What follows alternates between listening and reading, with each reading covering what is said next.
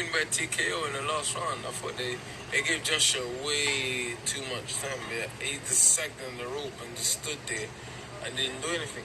I thought that Usyk deserved a TKO victory. I was surprised. What's good, YouTube? It's your boy, Blue Blood Sports TV, back at y'all with another one. So what you just heard was the voice of British superstar heavyweight title contender Dillian the Body Snatcher Whyte, who will be going into showdown October 30th against Otto Wallin in the UK, United Kingdom. With that said, Dillian Whyte, a former foe and rival of Olympic gold medalist, two-time unified heavyweight world champion, British superstar boxer Anthony Joshua. And Dillian Whyte, he discussed what took place in Anthony Joshua's fight this past weekend when he took on his fellow Olympic gold medalist in the same class as him, former cruiserweight undisputed world champion turned heavyweight title contender. Now, after he defeated Anthony Joshua, is the unified heavyweight world champion, undefeated Ukrainian superstar boxer Oleksandr Usyk. Oleksandr Usyk is now 19 wins, no losses, no draws, 13 wins by way of knockout. Oleksandr Usyk is 34 years of age, stands at 6'3" with a 78-inch arm reach. Anthony Joshua is now 24 wins, 2 losses, no draws, 22 big wins by way of knockout, 31 years of age, stands at 6'6" with a 82-inch arm reach. So with that said, they fought this past Saturday night in the United Kingdom. Dillian Whyte was ringside, and Dillian Whyte, he felt that Oleksandr Usyk, dominated the fight, okay? And he says that he feels that they saved Anthony Joshua from getting TKO'd, and they took a TKO victory from Oleksandr Usyk. He also goes on to say he doesn't understand why Anthony Joshua had the approach he had. He looked so timid in the ring. He says usually Anthony Joshua, if he sees that he lands a big punch or he hurts you, he goes for the knockout. He says Anthony Joshua was hesitant this entire fight, and it was very, very weird of him, to go to have that approach against Oleksandr Usyk, the smaller guy. He's Dillian Whyte, 28 wins, 2 losses, no draws, 19 wins by way of knockout. 2 times in his career he was knocked out. 33 years of age, stands at 6'4" with a 78-inch arm reach. Dillian Whyte, he was knocked out by Anthony Joshua back in December 2015. He got TKO'd against Anthony Joshua early in their career. And, he says that Anthony Joshua simply didn't have that same approach. Now, Dillian Whyte, he was also knocked out in 2020, August of 2020, against Alexander Povetkin, which he then came back in March of this year, and he knocked out Alexander Povetkin in dramatic fashion. Okay, so he rectified that. So he says that Anthony Joshua, who is 3 years younger than Oleksandr Usyk, 3 inches taller, and has 4-inch arm reach advantage over Oleksandr Usyk, bigger, stronger guy. And Dillian Whyte, he says he was surprised that Anthony Joshua didn't, impose his size and his will on Oleksandr Usyk. And he stated that, it was very, very weird of Anthony Joshua, his approach. And he doesn't even know if Anthony Joshua's head is still in the game, okay? But he did state that he felt Oleksandr Usyk got robbed of a TKO victory. He should have gotten a TKO victory, and he simply just didn't get that because they gave Anthony Joshua way too much time. Now, we also see that at the end of the round, there was 5 seconds left in the round, and they called a halt to the action. The bell rung with 5 seconds left as Anthony Joshua was leaning on the ropes, seemingly about to get stopped by Oleksandr Usyk. He was taking some big, clean punches.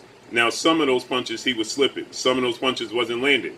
And all of a sudden you hear the bell ring and they call a halt to the fight with 5 seconds left in the round, okay? And many people point to that and they say, well, they did that purposely so Anthony Joshua doesn't get TKO'd. It doesn't look good if he gets TKO'd. They would much rather take their chances with letting it go to the scorecards, where you can see Foster, he tried to give Anthony Joshua the fight. You can look at the scorecards and see he clearly attempted to give Anthony Joshua the fight, in which, he was scoring the early rounds that clearly went to Oleksandr Usyk. He was favoring Anthony Joshua in those rounds, okay? And so with that said, they wanted this fight. They'd much rather this fight go to the judges' scorecards, take their chances with Anthony Joshua possibly getting a victory on the judges' scorecards, opposed to him getting TKO'd. If he gets TKO'd, there's no question who won the fight. Okay, there's no ability to try to swindle away for Anthony Joshua to get the victory. Anthony Joshua is a big ticket in the UK, and so obviously the vested interest in it is in Anthony Joshua. And so with that said, Dillian Whyte is saying they give Anthony Joshua far too much time. Okay, they gave him too much time, but they cut the time short in favor of Anthony Joshua. But now my opinion is this: I don't believe that Oleksandr Usyk was going to stop Anthony Joshua anyway, because he backed up. Okay, he backed up at that point in time. He gave Anthony Joshua, room. Anthony Joshua smiled at him and and egged him to come forward, and make the fight happen. And Oleksandr Usyk didn't oblige. And so I don't believe that 5 seconds Anthony Joshua would not have been able to survive.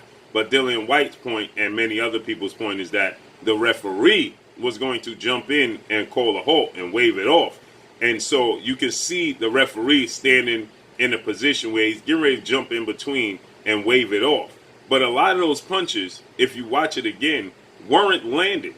Okay, a few got through for sure, but majority of those punches were not landing. Okay, so many people feel like he was getting hit with big clean punches, as he was, but a lot of those punches was not landing in that little spurt for Oleksandr Usyk. A lot of those punches simply were not landing. Okay, so with that said, I'm sure a lot of people, they felt like they gave they was giving Anthony Joshua the benefit of the doubt, rightfully so. But at the end of the day, there was a lot of those punches simply weren't landing in that exchange. Okay, a lot of those punches Joshua was slipping. It just looked bad because you don't see Anthony Joshua in that position too often. Okay, just leaning on the ropes with a guy teeing off on him. You just don't see that. And so with that said, a lot of people, they felt like Anthony Joshua was getting ready to get stopped, and they saved Anthony Joshua from getting stopped. But again, like I said, I don't believe that a stoppage was coming. The referee was in position.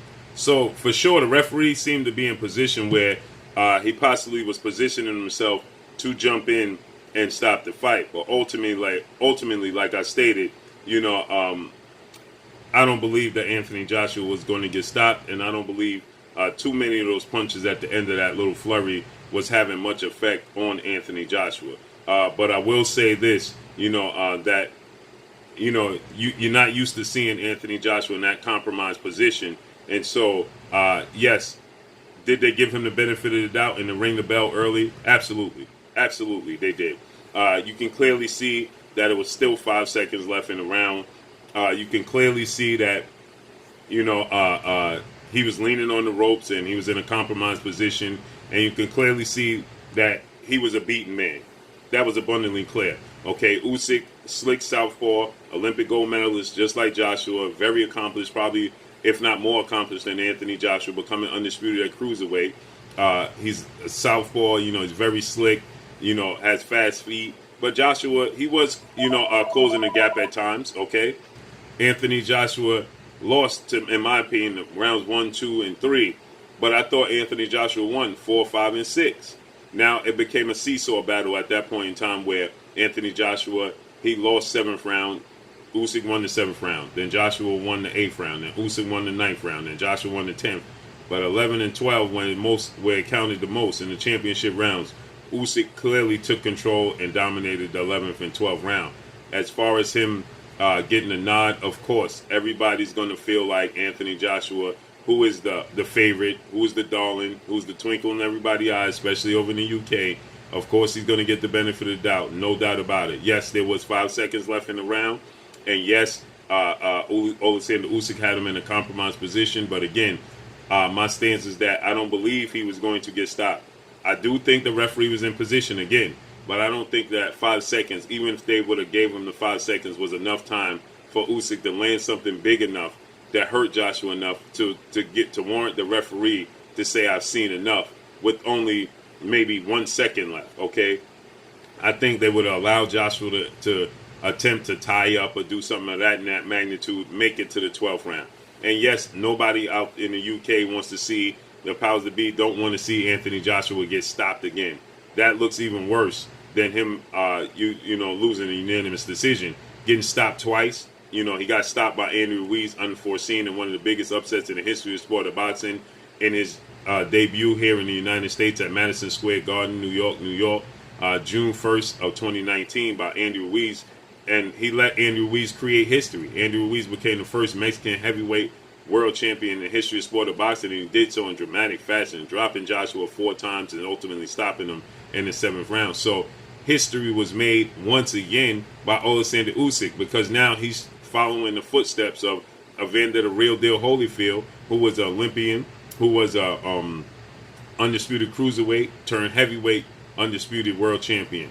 Okay, multiple times. So Oleksandr Usyk, he's chasing the ghost of Evander Holyfield, and Anthony Joshua obliged, and he allowed him to create history. He is the man that allowed history to be created on the other side of the fence 2 times over. He was the first guy to allow a Mexican heavyweight world champion, and he allowed the second cruiserweight undisputed champion to become unified and only 1 belt away from being undisputed again. So let's see how this unfolds and plays out. But Dillian Whyte, he had this to say. Let's listen to what he had to say. Just looking back on that last night, what was your honest assessment of Joshua's performance? I thought Usyk should win by TKO in the last round. I thought they gave Joshua way too much time. He just sagged on the rope and just stood there and didn't do anything. I thought that Usyk deserved a TKO victory. I was surprised. So you see, he said they let Joshua lean on the ropes. Most of the time you laying on the ropes like that and the referee in that position, he's going to jump in and stop it. But again, I think that Joshua was playing possum. He wasn't hurt like that. Obviously he had the eye injury, but he knew where he was. He was very aware. He was leaning on the ropes purposely, and he was ducking and slipping some of those punches. Some did get in, but not too many. So let's see what happens in an immediate rematch, as Joshua wants the immediate rematch. Usyk wants the winner. Wilder Fury says he doesn't have that much time, but he's going to focus on this rematch with Joshua, and then he's going to focus on the winner of that fight. So let's see how everything unfolds and plays out. That's all I got for y'all. Make sure you hit the like button. Drop a comment in the comment section. Let me know what y'all think. Y'all already know what it is. It's your boy Blue, Blue Blood Sports TV. Hate, like, comment, and subscribe. If you haven't subscribed, hit the subscribe button. Hit the like button. Hit the bell icon to get all the new notification. Follow me on Instagram at Blue Blood Sports TV, all one word. Y'all already know what it is. Shout out to the entire LDBC. Shout out to New Media. Shout out to Black Media Raw. Make sure you like and share the videos. That's all I got for y'all. Peace. Hey, this is Ebony Bridges, Blonde Bomber, and you're watching Blue Blood Sports TV.